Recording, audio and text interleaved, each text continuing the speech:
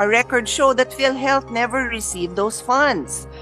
So that's where we are. So when you see it, it hurts me. It hurts Senator Joel dahil well, all of us. It hurts all of us, except that these are issues close to our heart. Hindi nga natatanggap ng PhilHealth.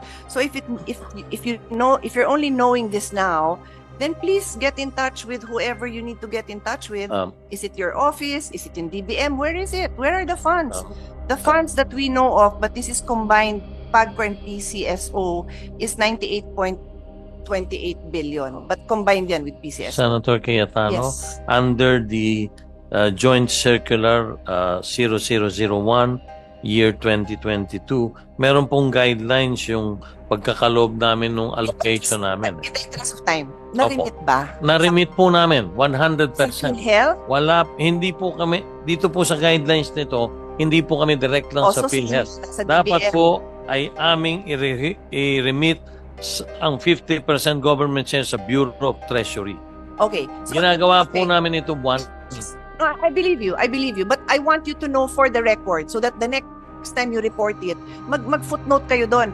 Hindi na ho namin problema kung hindi nire-remit ng Treasury sa PhilHealth, which is mandated by law. Para kami naman, we can also do our job and go after them.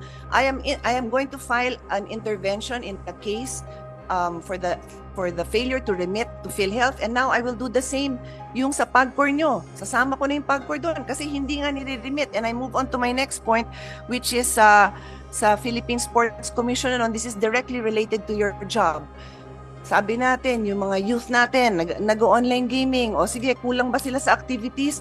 Bakit hindi tayo magpatayo ng more sports facilities? When we see our youth playing sports, tuwan-tuwa tayo, di ba? Pag nakita natin naging gold medal, wow, wala nang nag-away, lahat nakatutok kay Kaloy Yulo dahil nanalo ng 2 gold medal. Lahat tayo masaya. Pinopondohan ba natin? According to Chairman Tenco, pinopondohan natin. The record shows 98.28 billion since 2019 to 2025. Nakakarating ba sa Philippine Sports? Opo. Hindi. Hindi nakakarating. Hindi nakakarating. I'm telling you all now, hindi. Sana nakapagpatayo tayo ng sports facilities, football field, volleyball court, basketball court, lahat na ng klaseng sports facilities. Hindi nangyayari. I'm not blaming you. I'm blaming the system that we have. I need you to know na hindi nakakarating. All your hard work and your team, hindi nakakarating sa PhilHealth, hindi nakakarating sa Philippine Sports Commission. Yun lang naman yung point ko. And you've also made your point na your job is to give it to Treasury. So, you've done your job. According to you, I believe you, pero hindi nakakarating. Senator Cayetano, may pagkakaiba po sa Philippine Sports. Buwanan po, ako ang nagre-remit sa Philippine Sports. Hindi po bumababa ng 200 milyong piso kada buwan. Since your term? Sa term So, ko sure po, kayo. ako po ay buwanan pagdating po nung Agis hanggang A15. Okay, that's good news. At diretso po ang cheque. Ano na po? Sa panahon ko po, nung bago pa lang po ako ay 180 million. Ngayon po ay nasa sa 215 to 220 million pesos po kada buwan. Diretso po ang 220 million kada buwan? pesos po. 220 million kada buwan? Opo. O sige. Sir, thank you very much for that. Unfortunately, wala si Senator Joel kasi kaming dalawa, ang pagkaalam namin, wala. So, Ang huli thank ko you for pong checking, clarifying. ma'am, ang huli pong checking na issue at na-remit kong personal sa Philippine Sports, 228 million. Ito Anong po month? ay para sa buwan ng Hulyo and June.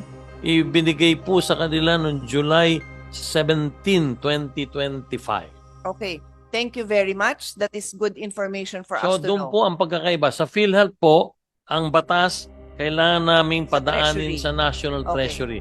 Pero sa Philippine Sports po, diretso po sa Philippine O, Sports. siguro we can- Bukod po ito sa 100 milyong mga benefisyong ipinagkaloob namin sa mga nanalong atleta, gayon din po sa kanilang coaches and trainers. Okay. So yung binanggit ninyo si Kaloy Yulo, diretso ko pong inabot kay Kaloy Yulo Thank ang halos 30 milyong piso kasama po ang kanyang trainers at ang kanyang coach. Okay, very good. That's good to know, pero we will find out how come ang information namin hindi ganun. Buti nandito po kayo sa hearing We na can to. furnish you a Alright. If you do not mind, Chairman. Senator Cayetano, can we furnish you also the copies of our Alright. checks? Okay. So you can... Sige, salamat po. Chairman, thank you. Mr. Chair, quick interjection based sa interpellation ni Go Senator ahead po. Pia. Salamat po. Sa inyo lang po, Chair Tenko, sabi niyo po kay Senator Pia na gawa niyong ipababa sa mga online gaming operators yung mga billboards nila. So, ibig pong sabihin at dapat, kaya niyo rin pong patanggalin ang kanilang mga advertisements pa at yung links nila dun sa mga e-wallets. Opo. For the record, Mr. Chair. Opo, Senator Risa, ang nakapagpababa po ay ang Ad Standards Council. Sila po ang merong police power. Sila po ang may karapatan na gawin to.